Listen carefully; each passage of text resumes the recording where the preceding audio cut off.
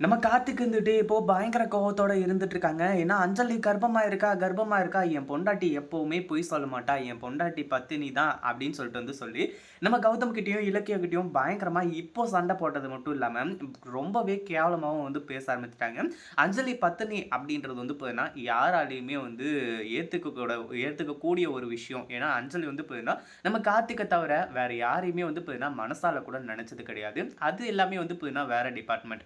ஆனா, இப்போ அஞ்சலி பார்த்தீங்கன்னா, நம்ம கார்த்திக்கோட ஒரு நல்ல குணத்தையும், அது மட்டும் இல்லாம எல்லாத்தையுமே பார்த்தீங்கன்னா, இழக்க போறா அப்படின்னு தான் சொல்லணும். ஏன்னா, கார்த்திக் எந்த அளவுக்கு தங்கமான மனுஷன் அப்படின்னு சொல்லிட்டு பார்த்தீங்கன்னா, எல்லாருக்குமே நல்லாவே தெரியும். அவரே பயங்கர கோவப்பட்டு, "இனிமே உனக்கும் எனக்கும் எந்த ஒரு சம்மந்தமும் கிடையாது. எப்போ எனக்கு இந்த மாரி ஒரு குழந்தைய பெத்து குடுத்தியோ, இதுக்கப்புறம் பார்த்தீங்கன்னா, உன்னெல்லாம் பார்க்கறதுக்கு கூட பார்த்தீங்கன்னா, நான் ரொம்ப வெட்கப்படுறேன், வேதனைப்படுறேன். ஏதோ உன்ன லவ் பண்ணிட்டேன் அப்படின்ற ஒரே காரணத்துக்காக, உன்ன எந்த ஒரு பிரச்சனையும் பண்ணாம, உன்ன அப்படியே விட்டுறேன். நீ எங்கேயாச்சும் போய் பொழச்சுக்கிறியோ, இல்ல என்ன பண்ணுவியோ அதெல்லாம் எனக்கு தெரியாது. ஆனா இனிமே என் கண்ல மட்டும் வாழ்நாள் முழுக்க பார்த்தீங்கன்னா வந்துராத. உனக்கும் எனக்கும் டிவோர்ஸ் தான் அப்படின்ற மாரி, நம்ம கார்த்திக் இப்போ கையில அஞ்சலியோட குழந்தையோட பார்த்தீங்கன்னா நின்னு பேசிட்டு இருக்காரு. அதுக்கு முன்னாடி என்னவெல்லாம் நடக்குது அப்படின்னு சொல்லிட்டு பார்க்கறதுக்கு முன்னாடி, இப்பதான் நம்ம சேனலுக்கு ஃபர்ஸ்ட் டைம் வரீங்க அப்படின்னா, கீழ இருக்க சப்ஸ்கிரைப் பட்டன பிரஸ் பண்ணிக்கோங்க.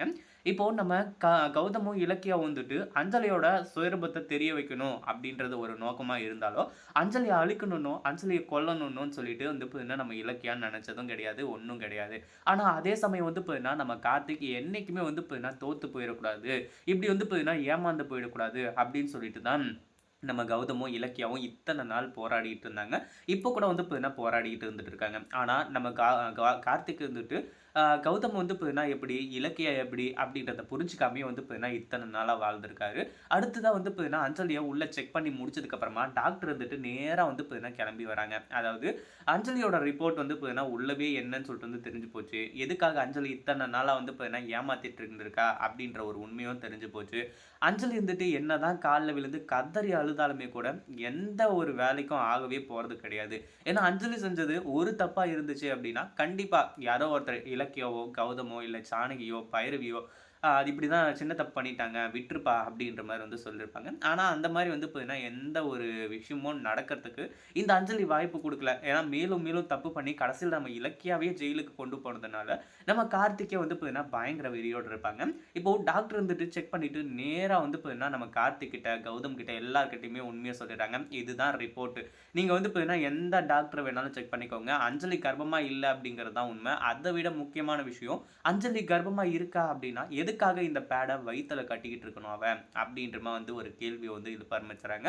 எல்லாருக்குமே பயங்கரமா இருந்துச்சு. அதுலயும் கார்த்திக் அப்படியே அந்த பேட வாங்கி கையில வச்சுக்கிட்டு, "இத்தன நாளா இத வச்சுக்கிட்டு தான் எங்கள ஏமாத்திட்டு இருந்தியா? அப்போ நீ கர்ப்பமாவே இல்லையா?" அப்படின்ற மாரி சொல்லி பயங்கர கோவத்தோட அஞ்சலி அடி அடின்னு அடிச்சு வெளுத்து கட்டுறாங்க. நம்ம கார்த்திக் அந்த இடத்துல பார்த்தீங்கன்னா, பயங்கரமா புலம்பி தள்ள ஆரம்பிச்சுறாரு. ஏன்னா, அவருக்கு இருக்க கஷ்டம் அந்த மாதிரி. ரெட்ட குழந்தை பிறக்க போகுது. இந்த கையில ஒண்ணு, இந்த கையில ஒண்ணுன்னு சொல்லிட்டு 2 குழந்தைங்களையும் தூக்கி பார்த்தீங்கன்னா, வளர்க்கணும் அப்படின்னு சொல்லிட்டு அவ்வளோ ஆசையோட இருந்துட்டு இருந்தாங்க. ஆனா, இப்போ பார்த்தீங்கன்னா, ஒண்ணுமே இல்ல அப்படின்னு நினைக்கும்போது, கார்த்திக் ரொம்ப வருத்தமா தான் இருக்கும். இத பத்தி நீங்க என்ன நினைக்கிறீங்க? அந்த வீடியோ புடிச்சிருந்தா லைக் பண்ணுங்க, ஷேர் பண்ணுங்க. இப்ப தான் நம்ம சேனலுக்கு ஃபர்ஸ்ட் டைம் வரீங்க அப்படின்னா, சப்ஸ்கிரைப் பண்ணிக்கோங்க.